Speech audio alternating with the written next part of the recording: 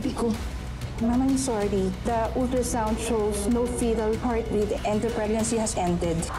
Dahil sa'yo, pinatay mo yung anak ko! Siguro ginusto mo to, ano? Ayoko may masamang mangyari sa'yo. Gusto kong mabuhay ka. Paharapin mo magiging sentensya mo sa pagpatay sa asawa ko! How can we not doubt, Dad? She has been lying to all of us. Siya yung hindi naging totoo. Pero bakit ganun, Dad? Bakit nagigilty din ako? Baka blessing in disguise yung nangyari. Kasi sige nga, paano ipagbubuntis ni Carol yung bata kung nakakulong siya? Gusto mo ba lumaki yung bata na knowing na her brother's a criminal? Rotting in jail? Gusto mo ba mangyari yun? Hindi magiging normal yung buhay ng bata. Sige kaya okay na wala na yung baby.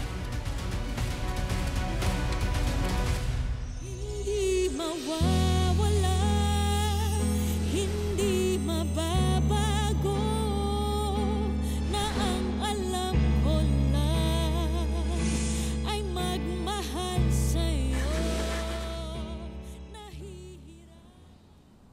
O ayan pinalutong ko ng husto yan. Wala kang masasabi dyan. Then mamayang dinner, lutuan kita ng paborito mo. Condolence nga pala dun sa nangyari dun sa baby. Sayang, akala ko pa naman may aalagaan tayong bagong baby dito. Natawag niyo na po ba si Dad for breakfast? Eh, maagang umalis eh. Hindi ba nagsabi sa'yo? Saan daw po siya nagpunta?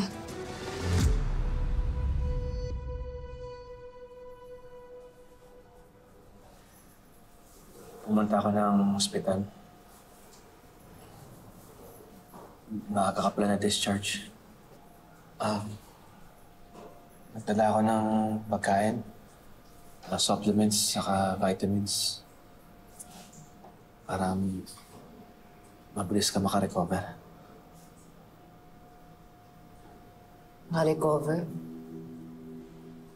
Taran, para makita mong hatulan ako ng korte at ikulong ako ng matagal na panahon. Huwag man sana isampat sa akin yan. Dahil alam mo naman saan ako nanggagaling eh. Maybe you should be thankful na despite everything that's happened, ginagawa ko pa rin to. For the sake of the years na nagsama tayo. Oo, nagsama nga tayo. At sa panahon na nagsama tayo, nakita mo kung gaano kita minahal bilang asawa mo. Pero hindi pa rin yung naging sapat, di ba? Hindi yung naging sapat para paniwalaan mo ko. Para maging concerned ka sa baby natin. Sabi ng doktor sa akin, napakadelikado daw ng first trimester. Umiwas daw ako sa stress. Kumain daw ako ng tama. Halagaan ko rin yung sarili ko.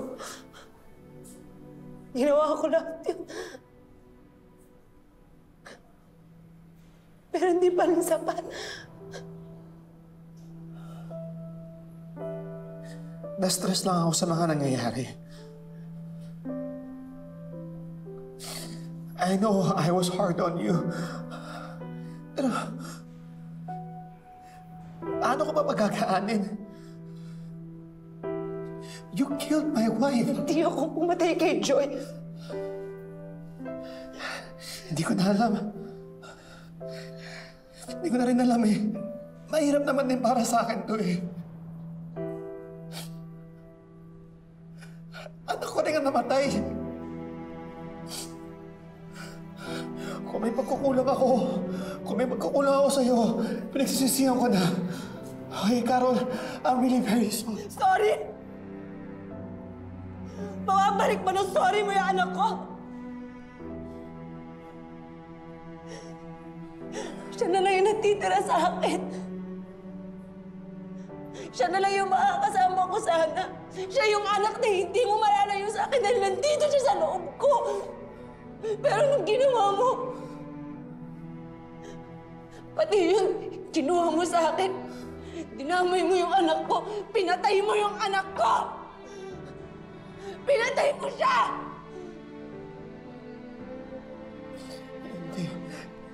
Hindi ko sinasadya. Wala naman. Hindi ko sinasadya. Hindi ko pinatay si Joy. Sinusumpa ko sa Panginoon. Pero ikaw, pinatay mo ang anak natin. Pinatay mo ang anak ko. Dahil sa'yo, kaya wala na siya ngayon. Ano ginagawa mo dito? Ha? Kung ano-ano na naman ang pinagsasabi mo! Kaya naapektuhan yung bata eh! Kaya siya namatay dahil kasalanan mo! Carol, Pwede ba? wala ako. Pwede ba umalis ka na? Huwag ka nang babalik dito, ha? Layuan mo na yung ate ko, tigilan mo na siya! Alis! Alis!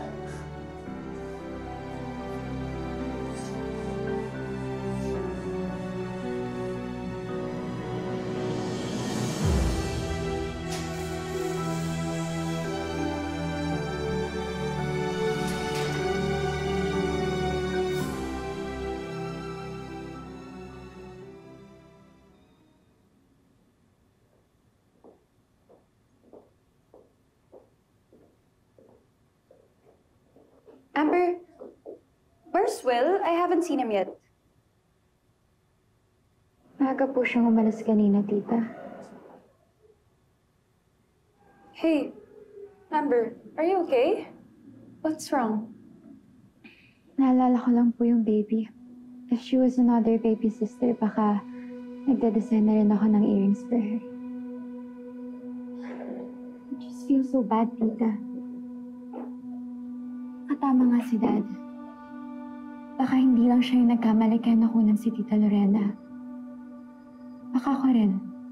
We were so harsh on her. Kaya siguro nag-suffer yung health niya. Kaya siguro nadama yung baby.